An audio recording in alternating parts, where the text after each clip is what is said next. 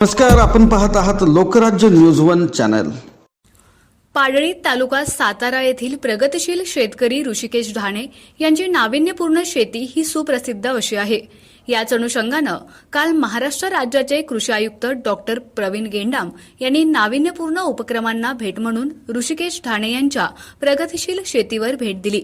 यावेळी कोरफड, गवती चहा, ताइवान, गुजरात रेड पेरू, पपई, ड्रॅगन फ्रूट, वीड मॅन्टचा वापर, ड्रम थेरपी अशा अनेक नाविन्यपूर्ण गोष्टी त्यांनी पाहिल्या।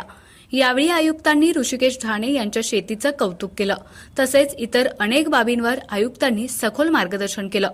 यावेळी बसवराज बिराजदार, विभागीय कृषी सहसंचालक कोल्हापूर, सौभाग्यवती भाग्यश्री फरांदे पवार मॅडम, जिल्हा कृषी अधीक्षक, कृषी अधिकारी चीफ विकास बेडकार, प्रकल्प संचालक आत्मा व्ही हरिश्चंद्र, धुमाळ तालुका कृषी अधिकारी फिरोज शेख, नोडल अधिकारी स्मार्ट नितीन पवार, मंडल कृषी अधिकारी नागठाणे, शशिकांत धारणे, संपादन अधिकारी रोहिदास तिटकारे, कृषी पर्यवेक्षक नागठाणे, अनिक यादव कृषी पर्यवेक्षक, अमित खोरपडे कृषी सहाय्यक, ऋषिकेश ढाणे यांच्या पत्नी सौ मधुरा ढाणे व इतर कृषी विभाग तसेच शेतकरी बांधव उपस्थित होते।